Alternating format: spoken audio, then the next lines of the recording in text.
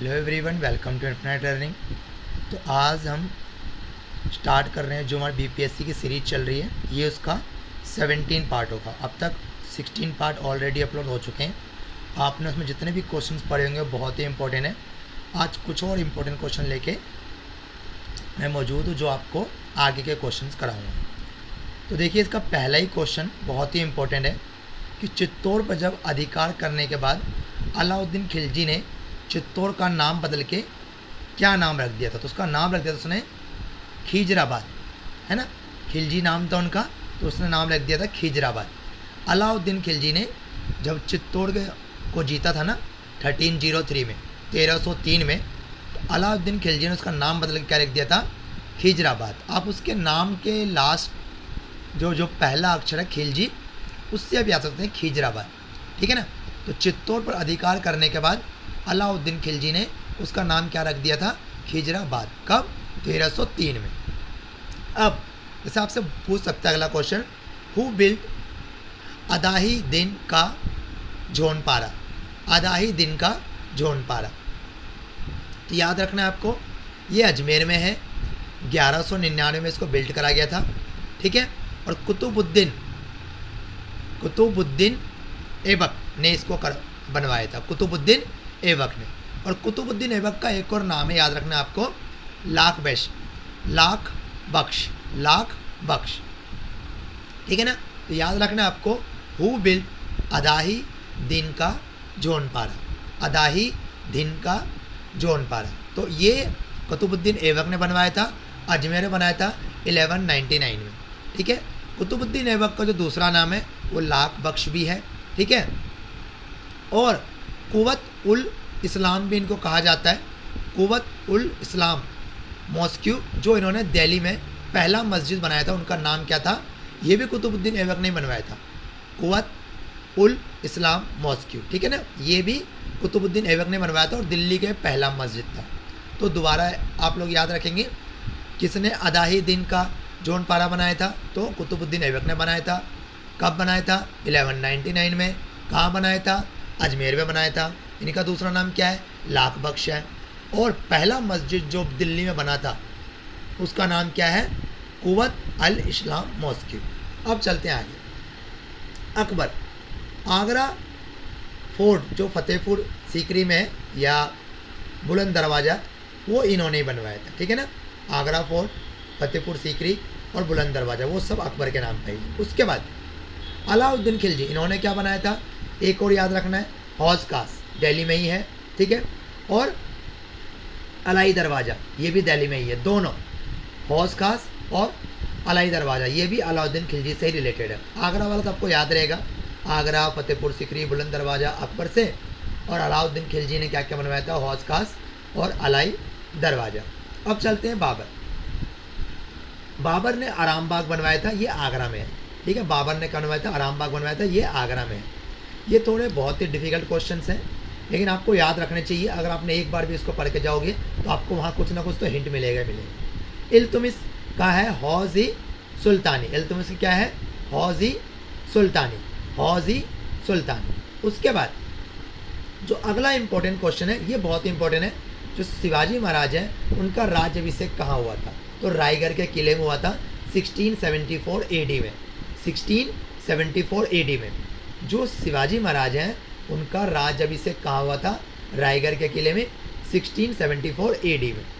उसके बाद बहुत ही इंपॉर्टेंट क्वेश्चन आपको बता रहा हूँ मैं, कलकत्ता मेडिकल कॉलेज, जो कलकत्ता मेडिकल कॉलेज है ना, ये 1835 में बना था। कलकत्ता मेडिकल कॉलेज ये 1835 में बना था, और ये एशिया का फर्स्ट मेडिकल कॉलेज था, एशिया का first medical college.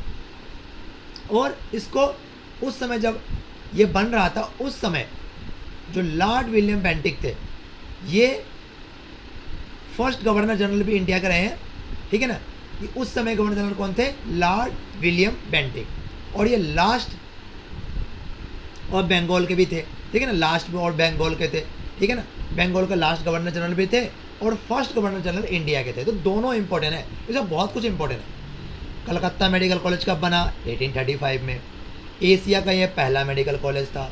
Lord William Bentinck कौन है, ये फर्स्ट गवर्नर जनरल है इंडिया की, फर्स्ट गवर्नर जनरल है इंडिया के, लेकिन लास्ट है किसके, बंगाल के, बंगाल के लास्ट गवर्नर जनरल, बंगाल के लास्ट गवर्नर जनरल। ठीक है, चलो आगे बढ़ते हैं। अब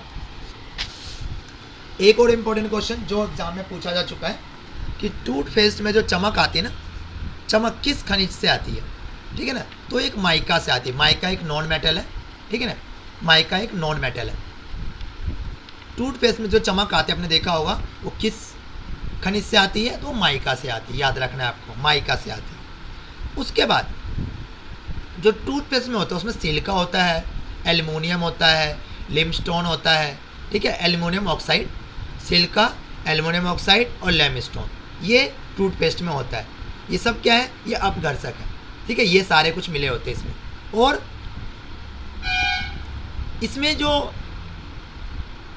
फ्लोराइड होता है वो रिड्यूस करता है कैविटी को, फ्लोराइड जो वो क्या रिड्यूस करता है, कैविटी को। तो याद रखना है आपको, टूथपेस्ट में चमक के लिए कौन है, माइका, और टूथपेस्ट में जो अपघर्षक है वो कौन कौन से हैं, सिलिका, एल्युमिनियम ऑक्साइड और लाइमस्टोन, और कैविटी कम करने के लिए उसमें फ्लोराइड मिलाई जाती है। ठीक है, अब आपसे ये पूछ सकता है कि एल्युमिनियम ये किससे निकाला जाता है, तो ये बॉक्साइट से निकाला जाता है। एल्युमिनियम किससे निकाला जाता है, तो बॉक्साइट से निकाला जाता है। ठीक है, उसके बाद आपको याद रखना है गैलिना एंजलसाइट, गैलिना एंजलसाइट ये सीसा से निकाला जाता है। बहुत ही इंपॉर्टेंट क्वेश्चन है।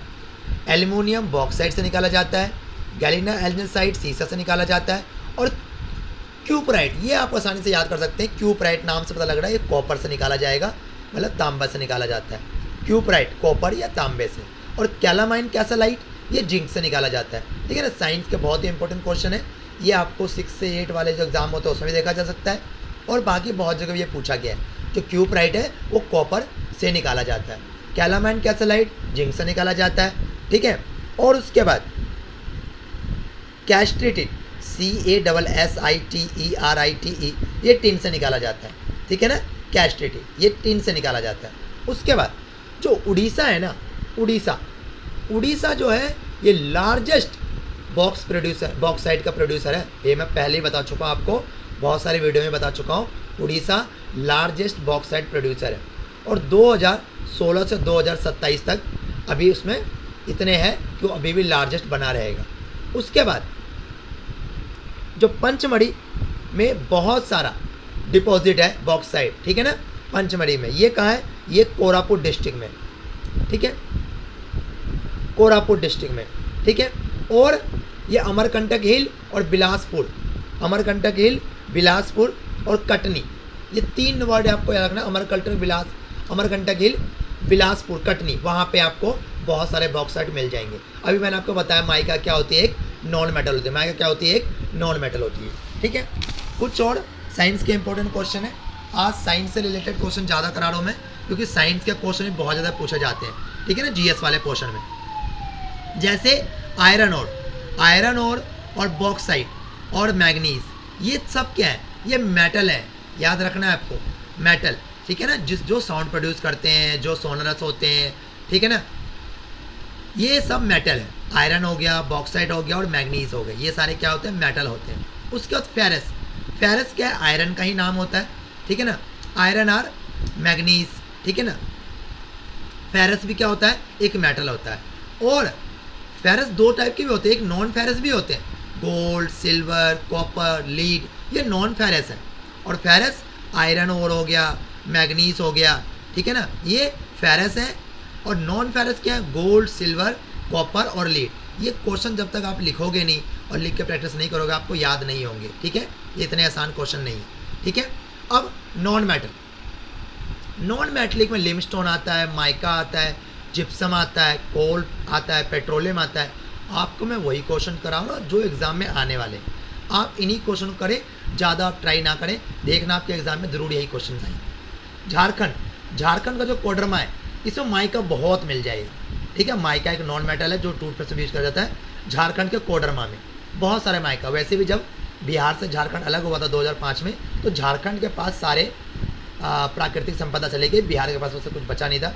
ठीक है, तो झारखंड में बहुत सारे, झारखंड के कोडरमा में बहुत सारे माइका डिपॉजिट है। अब mica deposit are found in the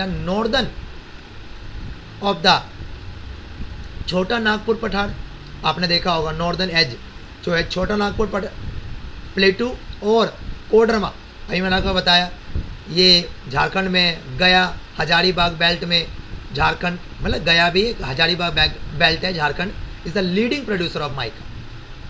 समझ रहे हो आप, मतलब माइका जो है आपको छोटा नागपुर प्लेटू कोडरमा गया हजारीबाग ये भी झारखंड बेल्ट की तरफ मान लो, इस हर जगह मतलब सारा सारा माइका कहाँ पाया जाता है, ज़्यादातर झारखंड में ही पाया जाता है। अब रिंग ऑफ फायर ये किसे कहा जाता है, पैसिफिक ओशन में ना बहुत सारे ज्वालामुखी है, उसको चारों तरफ पता क्या बन जाता है, रिंग ऑफ फायर बन जाता है। ठीक है, रिंग ऑफ फायर बहुत इंपॉर्टेंट क्वेश्चन है।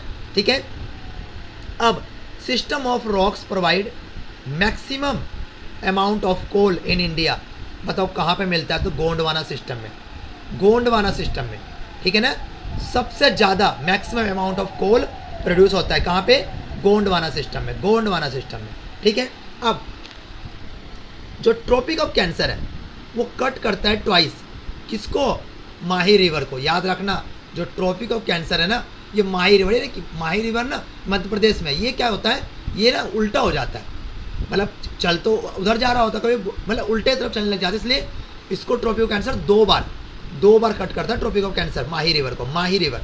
ठीक है, उसके बाद कॉन्गो रिवर, ठीक है, इसको जायरे भी बोला जाता है रिवर, ये इसको कट करता है इक्वेटर 2 टाइम। तो आपको देखो 2 क्वेश्चन मैंने इंपॉर्टेंट करा दिया है, माही रिवर को ट्रॉपिक ऑफ कैंसर कट करता है, और इक्वेटर कॉन्गो रिवर, ठीक है ना, democratic Republic of Congo, Congo river, Zaira river, ठीक है ना, साउथ अफ्रीका, मतलब अफ्रीका की बात कर रहा हूँ मैं, वहाँ पे ये, ठीक है, इसको इक्वेटर 2 बार कट करता है।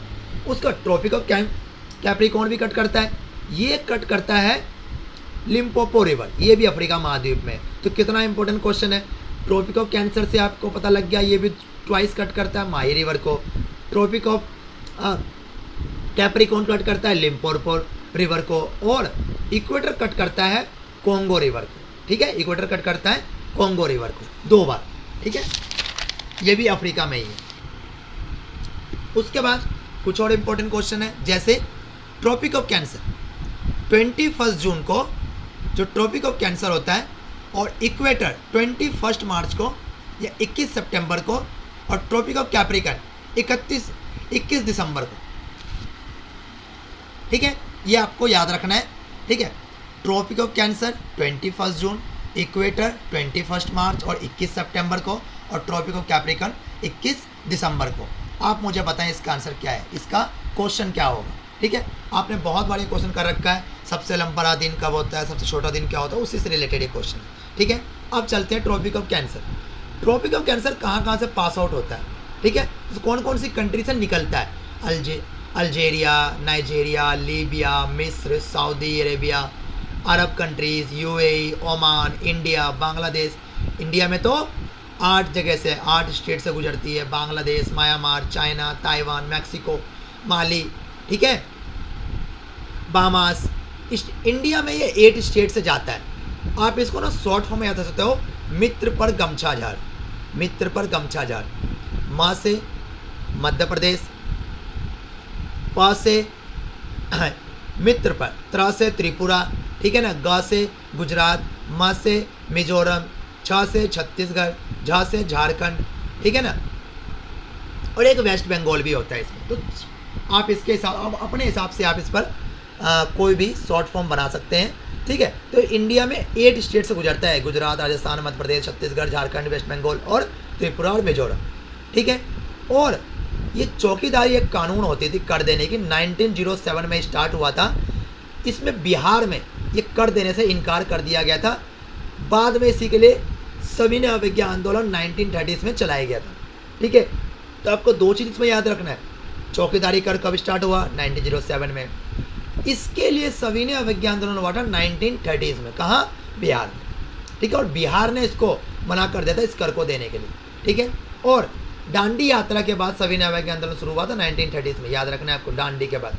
ठीक है, उसका जवाहरलाल नेहरू ने 31 मार्च को 3 अप्रैल 1930s में बिहार में यात्रा करी थी। ये बहुत ही इंपॉर्टेंट क्वेश्चन है कि जवाहरलाल नेहरू ने बिहार में जब यात्रा करी थी वो कौन सा डेट था, तो 31 मार्च से 3 अप्रैल, 31 मार्च से 3 अप्रैल। तो आज हमने बहुत इंपॉर्टेंट क्वेश्चन करे, कुछ थोड़े टफ क्वेश्चन थे। ठीक है, वीडियो पसंद आए तो लाइक सब्सक्राइब जरूर करें, ठीक है प्लीज़ सब, थैंक यू।